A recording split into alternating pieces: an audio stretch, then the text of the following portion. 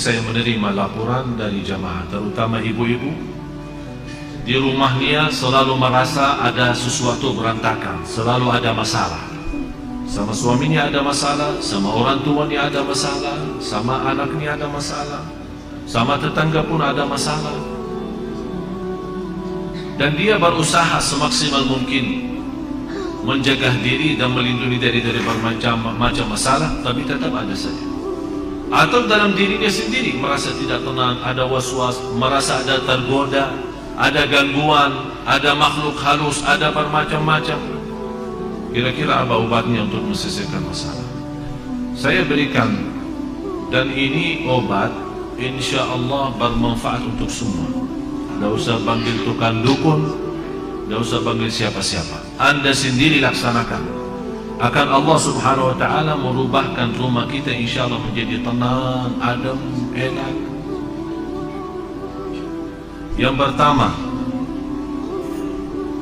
bawakan air dan isi dalam air itu garam. Air itu dicampurin dengan garam dan dibacakan dalam air itu Al-Fatihah 7 kali. Ayat 5 ayat pertama suratul Baqarah. Ayat Al-Kursi 7 kali. 3 ayat yang terakhir surat Al-Baqarah. Lillahi ma fis samawati wa ma fil ardh. Saya ulang lagi. Air isi dengan garam dan dibacakan dalam air Al-Fatihah 7 kali. Yang kedua 5 ayat pertama 1 kali, dari Alif Lam Mim sampai wa ulaika hum al-muflihun, 5 ayat. Yang ketiga 7 kali ayat Al-Kursi. Yang keempat 3 ayat yang terakhir suratul Baqarah. Lillahi ma fis samawati wa ma fil ardh wa in tubdu ma fi anfusikum sampai selesai. Kemudian qul huwallahu ahad 3 kali. Qul a'udzu birabbil falaq 3 kali. Qul a'udzu birabbin nas 3 kali. Kalau Anda merasa masih asing, boleh ditambah air dan silahkan minum. Bisa diminum. Kalau Anda merasa terlalu asing, belum kuat karena garamnya terlalu banyak, boleh ditambahin air. Ini satu untuk minum. Jelas? Yang kedua, bawakan emper besar, isi air dengan garam. Ini untuk mandi boleh. Bapak Ibu, ini serius saya bicara ya.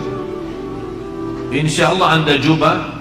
Insya Allah semua masalah dalam hati, dalam perasaan, dalam jiwa, dalam fikiran, insya Allah selesai. Ember besar, isi air dan campur garam. Bisa pakai mandi. Ayat yang dibaca sesuai ayat yang saya sudah kasih tadi. Boleh. Bagaimana cara bacaannya? Bacaannya habis Anda baca, tiup dalam, bukan meludah ya, tiup saja. Tiup 3 kali boleh, 1 kali boleh, tidak masalah. Dan saya sampaikan begini karena sudah berkali-kali ada yang memberitakan soal rumahnya ada banyak masalah, saya tidak tahu apa. Dan mohon maaf, selama saya di Indonesia, mohon maaf ya, orang di Indonesia terlalu banyak was-was. Jadi kalau merasa ada sesuatu, Ustaz kayaknya ada di rumah apa-apa, padahal tidak ada. Tidak ada. Oleh karena itu di Indonesia cepat paling laku usaha tukang dukun. Laku cepat. Seperti ada seorang ibu, kasihan, maksud saya kasihan kalau kita mampu mengobati diri, mengamankan rumah kita, kenapa kita minta tolong orang lain? Inilah sudah saya berikan cara, insya Allah aman, insya Allah yakin, dan tidak ada dalamnya syirik. Itu yang paling bahaya. Ada seorang ibu kemarin minta sama saya, tolong untuk masuk ke rumahnya. Karena habis saya isi tabligh akbar di salah satu daerah di sini di Jakarta tidak jauh, dan dia minta tolong sambil nangis, "Ibu maaf saya tidak bisa, kalau mau masuk ke rumah berarti semua jamaah minta masuk ke rumahnya." Jadi lain kali enggak, ini saya sudah berapa lama tidak bisa masuk ke rumah saya. Kenapa? Ada banyak hantu. Sambil tolong Syekh datang. Barangkali dalam datangnya Syekh terusir ini hantu.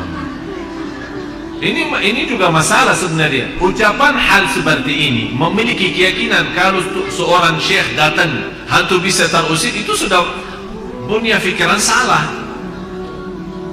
Cuma sekarang ini bagaimana saya mengobati masalah ibu ini? Saya terima, saya datang. Terus ibu apa cerita rumah ini?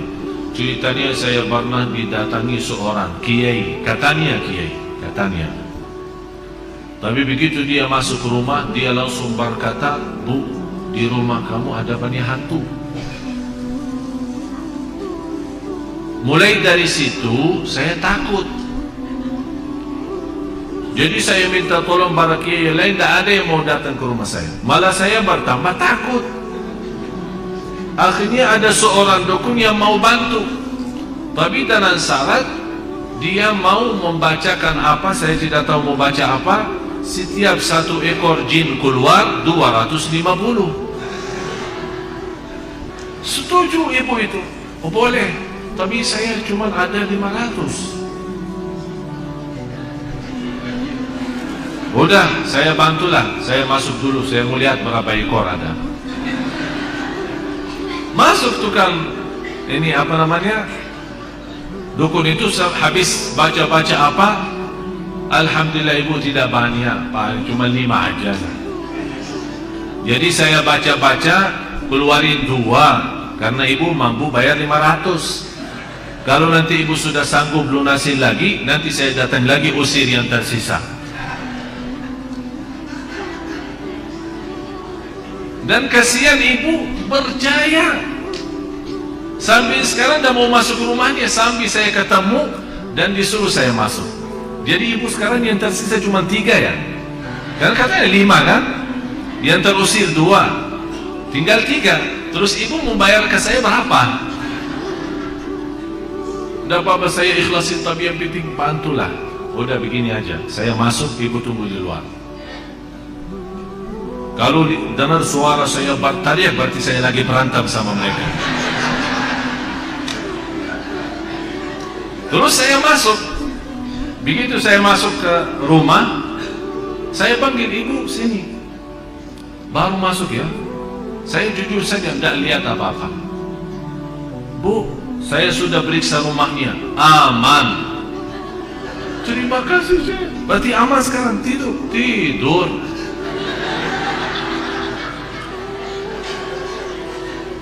Dan saya kasih obat itu, bagi garam terus yang lain-lain. Terus dia bawakan amplop, lumayan lah. Saya bilang, Bu, ini sedekahin ke masjid atau ke anak yatim, bukan ke saya. Itu bukan kerjaan saya. Sekali lagi ibu, jangan percaya dukun dan sihir. Yakini. Alhamdulillah habis itu beliau rutin baca suratul Baqarah, dan alhamdulillah nyaman, enak. Malah sekarang rumahnya selalu ramai, pengunjung datang silaturahim banyak. Dan sebenarnya masalahnya cuma was-was. Tapi was-was 90%. Sejarah medis pun 90% sebabnya penyakit manusia adalah was-was. Dan insyaAllah apa yang saya sampaikan ini insyaAllah bermanfaat banyak. Ini semua Bapak Ibu ikhtiar, tapi semuanya harus kalbu kita yakin kepada Allah Subhanahu wa ta'ala. Dan itulah Allah Subhanahu wa ta'ala memberikan, kata Rasulullah SAW, Allah menghalalkan bermacam cara obat, silahkan, kecuali berobat dengan cara syirik, tidak boleh. InsyaAllah dijauhkan oleh Allah SWT dari godaan, dari penyakit, dari bahaya waswas, dari jiwa tidak tenang, insya Allah semua bisa diatasi dengan izin Allah Subhanahu wa ta'ala.